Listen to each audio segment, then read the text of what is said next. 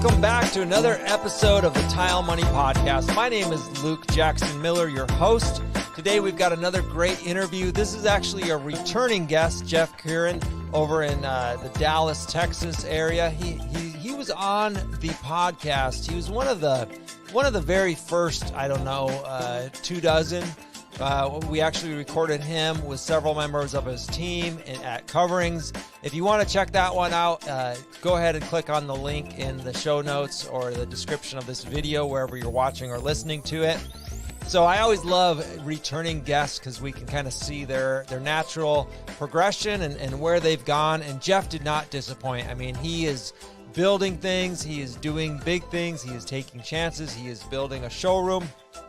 He is doing a lot of cool stuff, and I think you'll notice as you listen to this interview with him that he really relies heavily on building a team up around him and really inspiring others and looking for their abilities, and together, he leads them to pursue his vision, which is ultimately, part of their vision they adapt to when they come on Jeff's team, either as an employee or a subcontractor.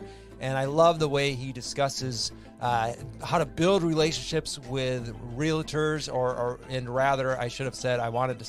designers, and how to best kind of work with designers, and why that's so important for a tile installation company. That we install art and we give people what they want. We help them create their dreams, and we can partner with people along the way. So check it out. If you're interested in more business assistance, more than the podcast maybe is providing, or the free Facebook group, go to TileMoneyUniversity.com. The link is in the show notes, the description of this video if you're watching on YouTube, or just reach out to me. If you're seeing this on Facebook, you can PM me, Luke Miller, DM me, call me, text me, however you like, and I'll tell you more about the TileMoney University. Essentially, it's a weekly mastermind where we're getting together with our members to discuss their business. We also have one-on-one coaching, as well as some pre-recorded content with worksheets to help you get to understand your business numbers, how to market yourself, and kind of how to attract better clients that fit with you. And as we get through today's discussion, you'll hear a little bit about that with Jeff. But again, head over to TileMoneyUniversity.com to learn more about what we can do for you and your business beyond the free podcast. Enjoy today's show. Big construction jobs, remodels, and everything revolves around tile. People call us to do their tile, and then find out that we have so many good friends, and we can handle so much, different type of projects that they don't have to call 10 different people. They can call us. We take care of everything in house. So, I think that's a good way to go. I really think that's smart. So do you have in-house employees, or you do a lot of subcontracting, or a little both? Both. In-house tile guys, in-house demo guys, subcontractors or plumbers, electricians, HVAC guys, in-house painters, and longevity with the crew. A lot of these people have been here for almost 10 years. Nice. So, you're talking about people who know each other really well, know what to expect, comfortable working around each other, always, know how to communicate with each other. That it makes the jobs, flow really, really well.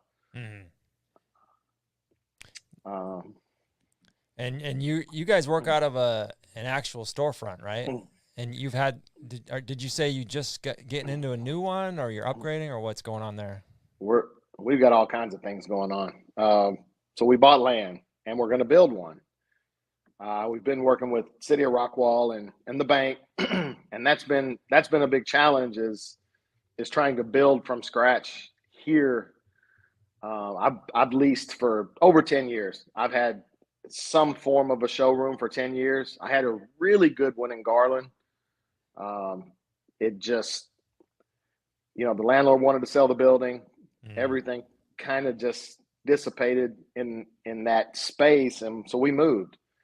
And since then we're just a mile away, but we've gotten smaller and more efficient in our showroom space, but that's kind of a transition for our new one's going to be 6,000 square feet. So Hmm. it's going to be a pretty substantial area.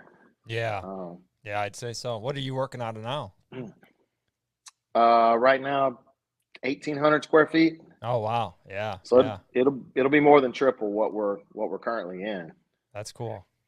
And right now we have one office with three ladies in it. So, you know, it sounds like a call center sometimes when people call in. Right. They have to step out, or they have to kind of mute their calls off and on just because there's so much action going on.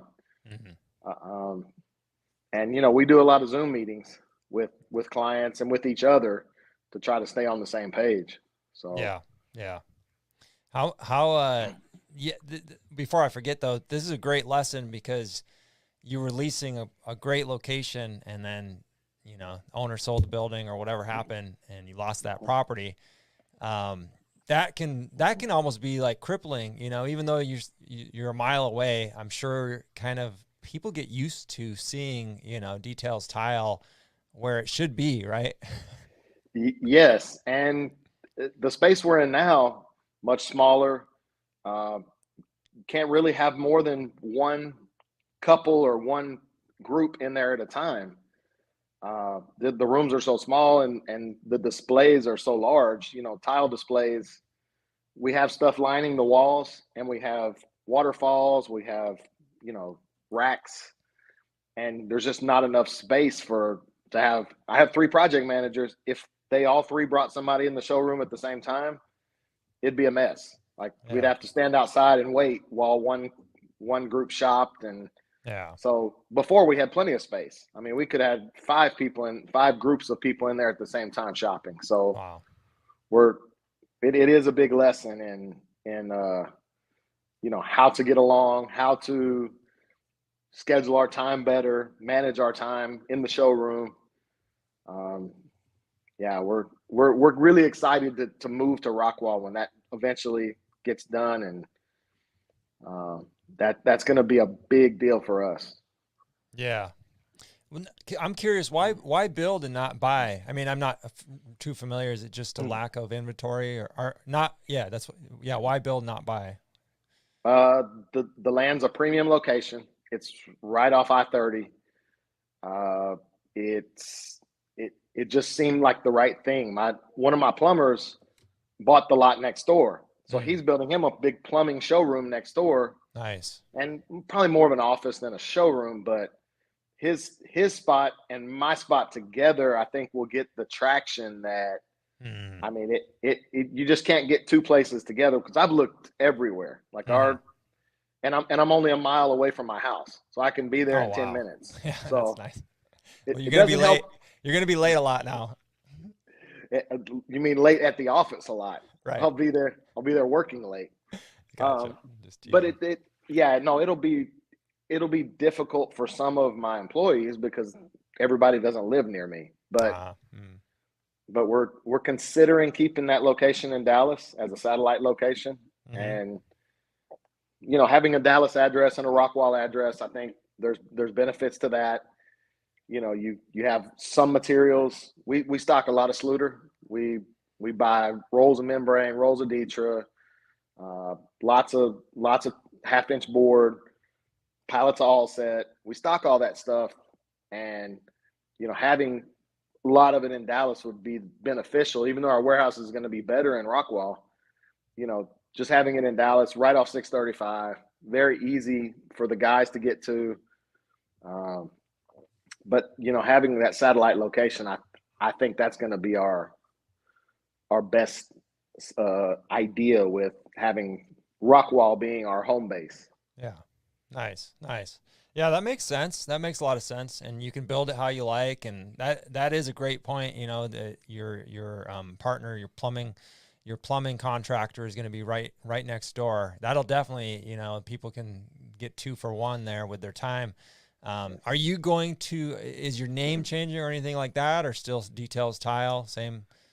We've considered a name change. We've opened an LLC and Current Construction Group, but it's just not. 17 years of Yeah. Details Tile, Right. and we brand so much. Like, we have so Right. much that says Details Tile. It's like, how do you make that change? And what is that going to benefit just having a different name? If we're going to be a tile showroom, and, I've spoken with my friends at Sluter, and they've offered to heat the floors. I plan to have, some waterproofing displays, all different kinds of things. I partner with Moen, so Moen will supply faucets, and, I just feel like being able to show what we do from the beginning. I think that, having the space to do it, and we're going to be good there for sure. Nice. Yeah, that makes a lot of sense, Jeff. Yeah, a lot of people do make this transition, right? And the question is, should you, because you've successfully kind of not transitioned, but added more offerings as you've grown, right? More partners. I like how you said that people call us for the tile, and then they learn we can do a lot more for them. How does that come up? Just naturally in the conversation, or do you present it at some point, or is it just kind of a natural thing? Depends where the referral comes from. If it's a realtor or another trade partner, then they pretty much know that we're going to be, all encompassing, and we're going to be able to handle more than just the install of the tile. But along the way, I'm one of those people that's real big about subtle hints on things and noticing things inside. If I'm at an estimate and I'm looking at stuff, I start talking about the wood floors and the transitions, or how the toilet's going to set, or the plumbing fixtures. I start, just letting the homeowner know that I'm more informed than just the guy who knows about sticking the tile. And that generally spurs them to say, well, you do the glass? Do you do the light fixtures? Do you do, all the different things that are involved in bathroom and kitchen remodels? That's generally how that comes up whenever somebody's not warm referring us to do a complete remodel. And in your opinion, that being able to offer more, now we're talking about offering more with partners, subcontractors, different partners. So I just want to, reiterate that for my audience, because I really do believe, Jeff, and I'm glad you're here backing this up, is that a tile contractor, ones who are already selling direct to the homeowner, direct to the client, they're in the perfect position to do just what you've done. And would you say it increases your value in your client's eyes? By tenfold, because they can lean on me for anything, any questions about, should we order this valve? Is this a good product to use? And if I don't know the answer, I know a professional that does. I don't partner with yahoos. We're all experienced. These people aren't learning their trade as they go. Now, of course, everybody brings in kids. Everybody brings in people that need to learn. I mean, that's part of evolution. Is you start out young at some point and you learn your trade, but you got to have experienced people on your staff that know stuff. And that's, when clients ask me stuff, for sure, I lean on the expert every time. I may have the answer, but I lean on the expert for the 100% answer every time. Yeah. And that just reassures the client, that, you're honest. Hey, I got a guy, give this guy a call, or let me call him for you and get back to you with this information. I think it's this way, but let me just double check it, because it falls under his license, or, his expertise.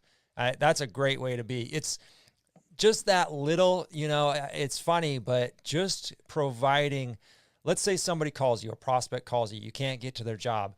I always had 3 other tile contractors. I had my 2 or 3 plumbers. I had my 2 or 3 electricians. And I said, you know what, ma'am, sir, I can't get to you. I would recommend these people. And you wouldn't believe how much goodwill comes back to a person when you can do that. I can't tell you the number of jobs I've gotten from other contractors just by referring them for such simple things. That's right. Yeah. I need my house cleaned. Well, a couple of my tile guys, their wives clean houses. So I push cleanings their way. they push tile jobs back my way and other things. They, people know I have a lot of resources, so they ask me for materials, Mm-hmm. different things that aren't normal, different types of, lighting or waterproofing or anything that's just not something you pick up at a big box store. Right. Um, we kind of pride ourselves. That's from going to coverings and going to KBiz and, learning, doing education on products. My team is pretty informed on things outside of the norm. And Yeah. it's still not a normal thing to use Curdy in Dallas. It's really Right. not. I mean, Mm-hmm. it's still red guard, Yeah. it's still red guard and concrete board, and nothing wrong with those products, but it's just, that's the normal. That's what you can pick up at big box stores. And, we don't, 99% of our jobs aren't the normal job. Mm-hmm. They're not just tub surrounds or, we do those, but 99% of our jobs are higher end type jobs. Yeah. I like that. I like that. The riches are in the niches, and oftentimes that higher price contractor, specialty contractor is a niche. It's definitely a niche in itself, and sounds like you're nailing it over there. Congratulations. Thank you. We do our best. That's all we can do is our best, and work as a team. And there's everybody has their errors, everybody has their mistakes, but Mm. you minimize those and you learn from them, and you just get better and better. Yeah. How big is your team now? Uh, Like, three office ladies. I've now included my wife, who she runs our Zoom meetings every Tuesday morning. mm-hmm. My daughter, she does all our social media. She's a photographer, so she Oh, nice. takes all our pictures. Um, we kind of pride ourselves in being turnkey. So, I would say tile guys, they can be anywhere between 6 to 12, depending on the amount of work we have at the time. Painters, it's going to be a crew of 3 to 9. I mean, it just depends on the size of the jobs. And, those kind of trades, they can add more. They can add more people to put caulking or run plastic or Mm-hmm. do all the things that are needed, depending on Right. the size of the job. But yeah, so a few different plumbers I network with, a couple of electricians. Mm-hmm. Um, we've been pretty much sticking to one glass company, Mm-hmm. and I think that's worked out pretty well for us. Um, but yeah, I would say total team, because we have specialists for LVPs or nail down floors or baseboards, all different things. Probably total we could be up to 50, Mm-hmm. 60 people at any time. Wow. Wow. That's a lot of work. So Fridays are pretty stressful for me, I bet. I bet. Watching that bank account. up and down, up and Yep. down. So Yep. Yep. Well, it's a good thing. I mean, it's something to be proud of, is being able to, facilitate, all that money to go towards, families, people's lives, and really provide them, providing them a place to live and work. One of my first bosses used to joke. He's like, "I'm a conduit for money, man. Money just runs through me." I I feel that. I really do. That's you know, I know a lot of these guys, their livelihood depends on coming to work. Yeah. And if they don't work for a week, if they go on vacation or they get sick and they don't work for a week, next week's going to be pretty stressful, for their Yeah. family. Yeah. And I think we pay pretty well, because we do pretty high end jobs, and everybody's really high level of attention and skill, and Mm-hmm. so we pay pretty well, I think, relative to what I see in new construction, and Yeah. you know what you see on the internet when you look up tile setters, how much they make. Mm-hmm. We're way above that. Good. So Yeah. Yeah. That's a good feeling for sure. That's part of the reason to, to charge a little more, is to offer a little more, less stress for you, less headaches, hopefully. I mean, like you said, things are going to come up, right? You're doing that much work. There's going to be problems, but if you can avoid them or pay somebody who's higher skilled, higher to detail, attention to detail, that's always a good thing. What, you mentioned, I know you have a heavy, you guys are really design forward. Does that, a lot of tile contractors, will, how do you handle your designs in-house, or do you have a partner for that as well? We have multiple design partners. It seems like designers have problems keeping their subcontractors sometimes, whether it's from disorganization or they're just not they're not hiring qualified people or partnering with qualified people. They don't often keep the same contractor. Well, I think some of our designers we've worked with for years, and we just kind of keep building to our list. We do design in-house, more simple things, more if it revolves around the shower or the backsplash or fireplace, we'll pretty much take complete design control over it if the designer will let us. But overall, kitchen remodels where there's cabinets and flooring and, you're doing accent walls and all kinds of stuff, we just allow the designers to go with it, or we allow them. They just go with it. And then, a lot of times we refer them, or they get the job however they get it, and they just give us the design scope and we go with it. There's probably, right now we're probably working with somewhere between 7 or 10 designers that are, pretty high-end designers. They're not your regular $100 an hour. That, they're pretty high-end stuff. So, yeah. So what kind of advice? Because a lot of contractors will just swear off designers. They'll have a couple bad experiences, and it's always a communication barrier. It's always a communication issue. We speak a different language than they do. So what's your best advice for contractors who are just frustrated with designers? Because it does seem like the perfect marriage. When it's right. You just need to try to be a designer yourself to understand what they go through. Right. It's you really can't pick anything for them, but you can recommend things for them and say, in my experience, thirds is the best way to go with this tile. You really just have to speak their language and make them feel empowered. It's just one of those things where they just really want the last say, and they want the first and the last say, and you can kind of direct them how to get to that point. And some designers, I've worked with some that are impossible. And, there's rookie designers, there's 30, 40-year-old, year designers where they have tons of experience, and, they do things the old school way, and, everything's drawn in CAD, and, there's all different variations of designers. But I mean, just speak their language. Just try to put yourself in their position and take yourself out of the tile guy position a little bit.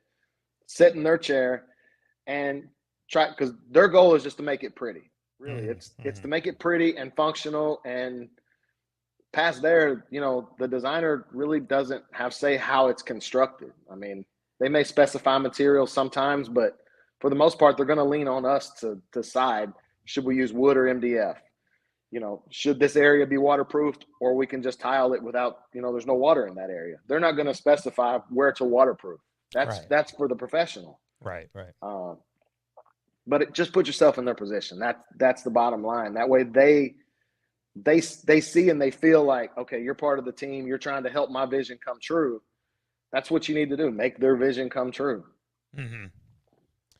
I like it a lot. It reminds me of one time. So I agree. I love working with designers. Like I say, communication, can be troublesome at times, but I like what you're saying, put yourself in their shoes. One time I was doing a simple tub hop, but it was simple, so to speak, but it had, Subway white tile, and then it had some ocean glass, I think, paper face ocean glass. It was a design, you know, crackles in all the glass and everything.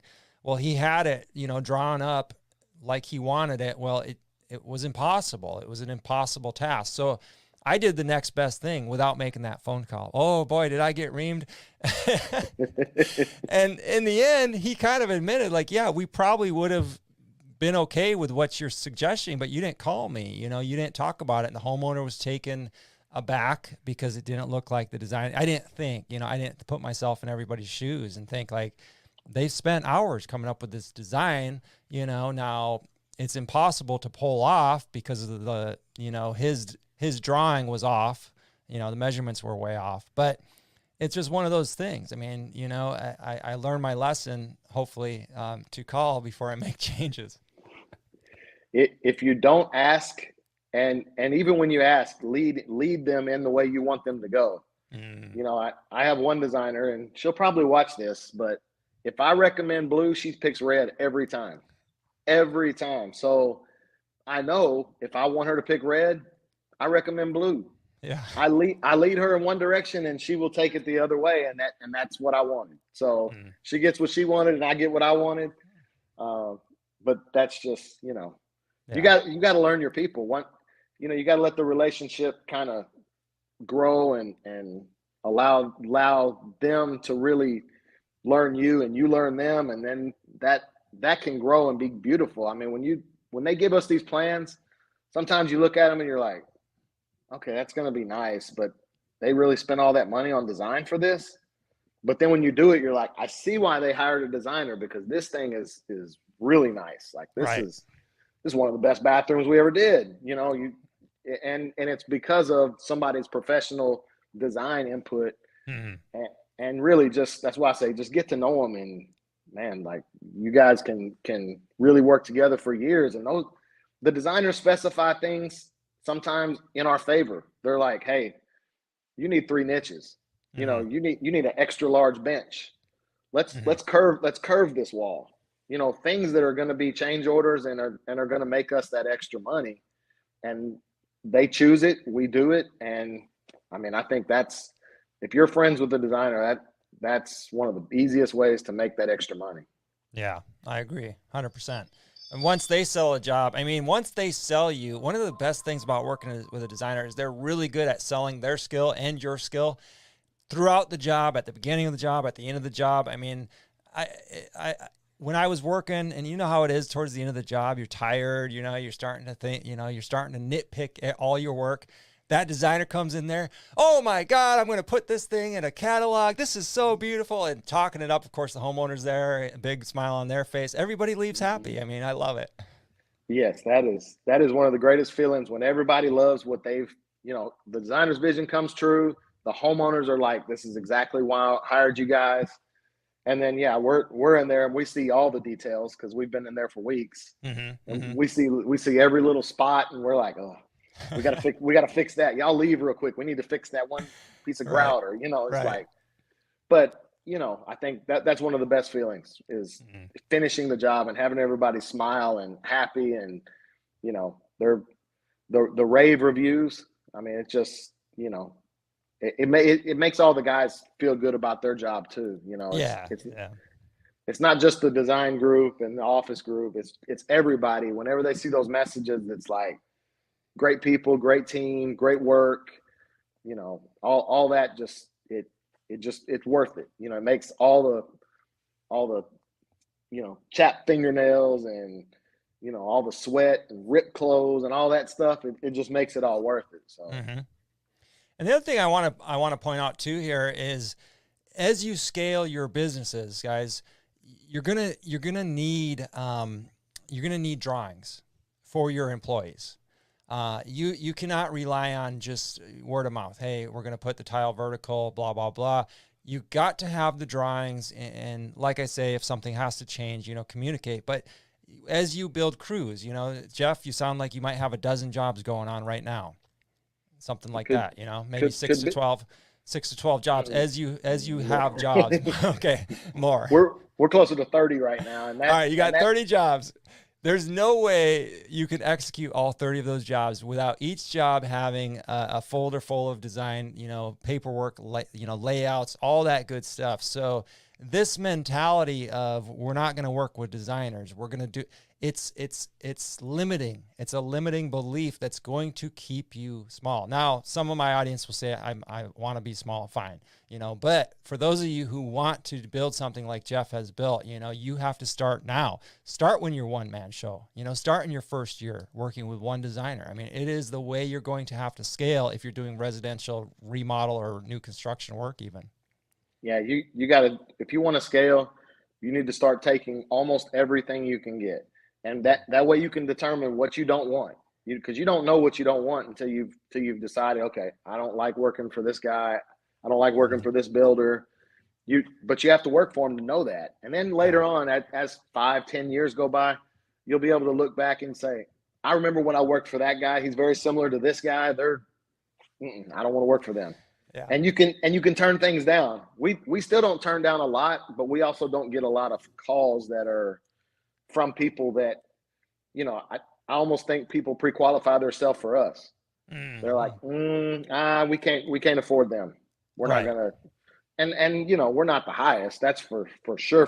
We're not the most expensive in town, but I'd say we're one of the most expensive. That's the feedback I get. We do get people that turn us down, and it's just we don't match their budget and our prices just don't align. But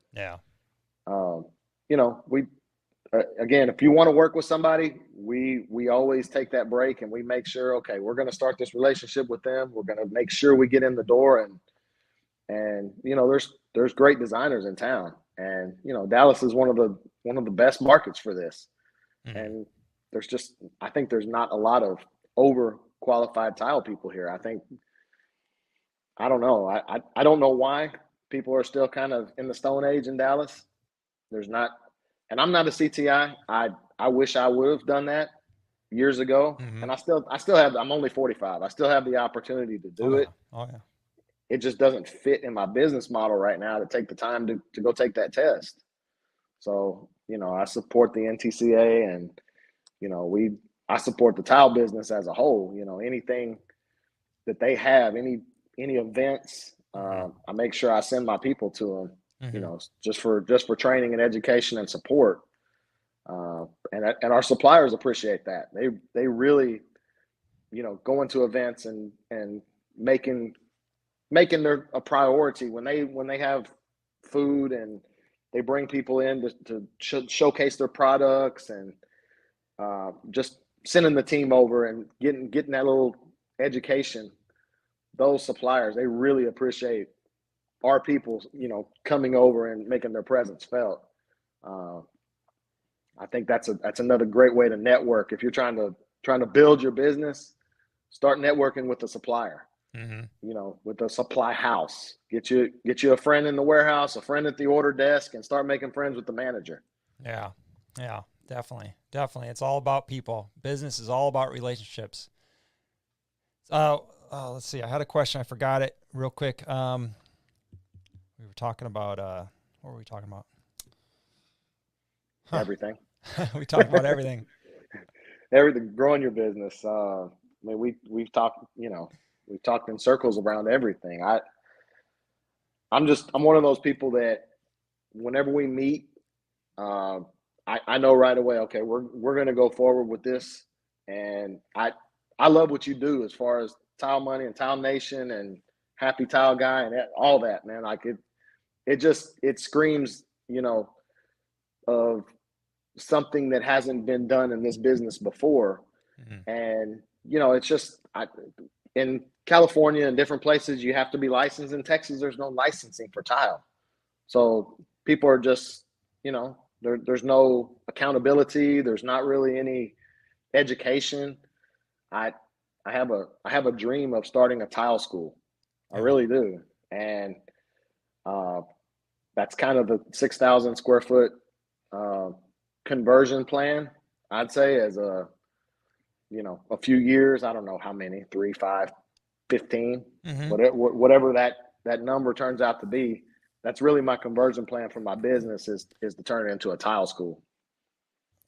Did you catch my interview with the gentleman out of Arizona? It's a foundation called New Freedom. It's in Tucson or Phoenix, I think. And I'll send it to you after this. So what they did, it's a nonprofit type grant, government funded program, but New Freedom AZ, I think is what it's called. But they're taking people that are coming out of the prison system and helping them to learn a trade. They teach painting, but they also teach tile. They teach 6 or more trades. But they have all these tile guys, and they have a program, where they teach them tile, and then they also teach them life skills, just how to speak, how to interact, how to re-enter society, to have a success. And they have a very high success rate for their people who leave the program and stay out of the prison. Their success rate is really high. That might be something you want to, look at and hook up with those people.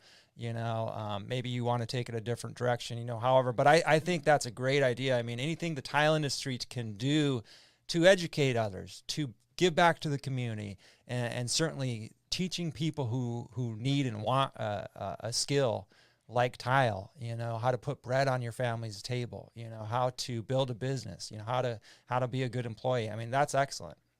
Man, there's so much gold you just said right there, and it's so much of what we promote. Like, Mm-hmm.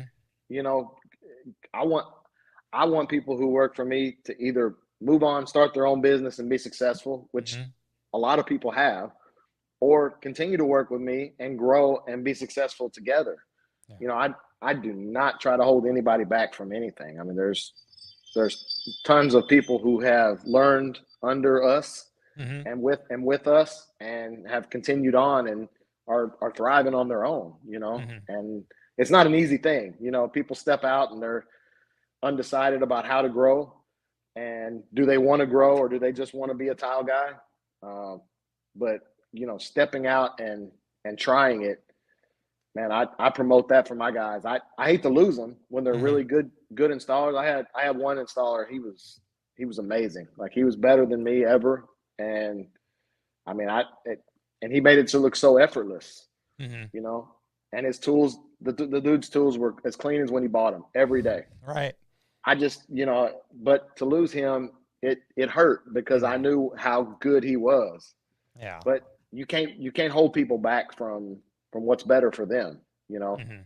And I just promote that. And anything like New Freedom AZ, I got that. Like, I'm taking notes. So Yeah, yeah, right on. Here's a good saying I learned the other day: "Slow is clean, clean is fast." I mean, I've heard it for a while, but I was reminded of it.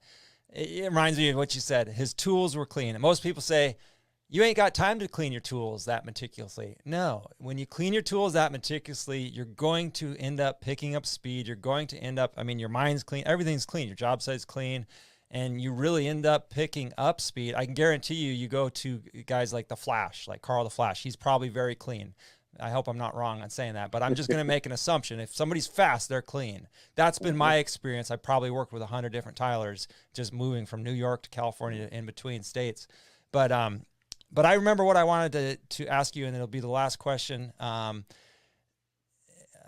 that I have for you is the Texas thing. A lot of people say the prices are so poor down here. I mean, you're right in Dallas, outside of Dallas, and there's a lot of cheap labor, probably a lot of, I think, how did you say it? Uneducated tilers or something like that? Like people who just yeah, don't.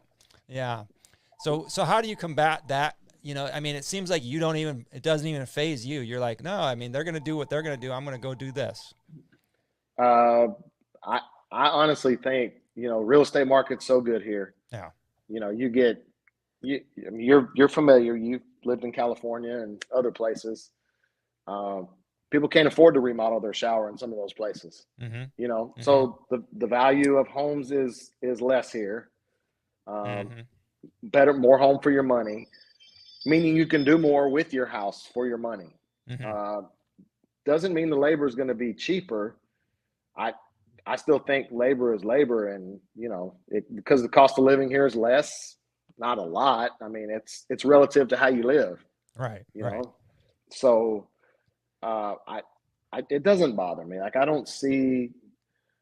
Look, I'd love to show you out the window out here. Like, these houses are 10,000 square feet, Mm-hmm. you know, Yeah. so there's not tiny showers, and we Right. don't, Right. these guys aren't hiring cheap people. Like, they want people Yeah. that are overly qualified to do their showers and their kitchens. And Mm-hmm. yeah, I don't subscribe to cheap labor. Even I wish there was requirements for contractors here as far as tile, Mm-hmm. and other things. But to be a GC here, you don't have to have any kind of licensing. Wow. And yeah, Yeah. it's a sad thing in some respects. And I think you get more people that are done like the poor lady in Colorado Springs was done. Mm-hmm. Yeah. I Yeah. think that happens more here because people don't have to be qualified. They can just say, "Hey, I got a company. I'm so and so, and Mm-hmm. I can do what I want." Um, but that gives us more. It's more opportunity for the people who are legit and who really do good work. Don't worry about it. Just do your part, and Yeah. the job. I could honestly start a Facebook page on bad jobs that we've seen or jobs that we've had to redo Mm-hmm. that another contractor did. I could do a whole Facebook page because every week we're seeing terrible work. But I know as time evolves and with what you're doing, Dallas is going to be more educated. That's for sure. Nice. Dallas is, it is. Yeah. It's Sluter and their educations. It's Laticrete and their educations, Laticrete University. It's all those things is going to make the tile business a more substantial, more honest, more. It's not going to be government regulated. It's going to Mm-hmm. be self-driven tile business that's going to make Dallas and Texas more of an honorable place for this kind of business. Nice. Nice. Well, that's a great outlook, and no doubt that outlook has shaped your business to what it is today. The positive outlook, forward thinking. Hey, let's not just whine about it. Let's see what we can do about it. Let's roll up our sleeves and get to work. So, this has been a great discussion. I'm really glad you took the time, Jeff. I thank you for taking the time out of your schedule to share your knowledge. And I know my audience is going to appreciate this a lot. We appreciate you. Where can people? Is it at Details Tile on Instagram and Facebook? Yeah, if you type Details Tile, you're gonna find us on All right. everything: Nice. TikTok, Instagram, Facebook, everywhere you look. If you just type Details and Tile, you're gonna find us. So Nice. Nice. I'll put a link to something in the show notes, your website and Instagram or something like that. awesome, we appreciate it. All right, Jeff. Well, you have a good evening. Thanks again for coming on. Yes, sir. Thank you. All right, brother. All right. I hope you enjoyed that discussion with Jeff as much as I enjoyed getting to know him and his business a little bit better. That's the end of the show today, but I do want to remind you, if you're enjoying this podcast, head over to iTunes or Facebook, either or, and give us a 5-star review. I think you might be able to do that on Spotify. Give us an honest review over there. If you like the podcast, certainly give us a 5-star review. It helps other tile contractors, other business owners find this podcast and content and strengthen their business, which ultimately helps you and helps us all grow together and strengthen the industry together as a rising tide lifts all ships. And if maybe somebody in your town needs some assistance, point them in the right direction. Don't withhold knowledge. We are living in a knowledge-forward, knowledge-sharing space, and that's why this podcast exists. So, tile friends, remember, always stay positive, and please, above all else, please stay profitable, tile friends. Over.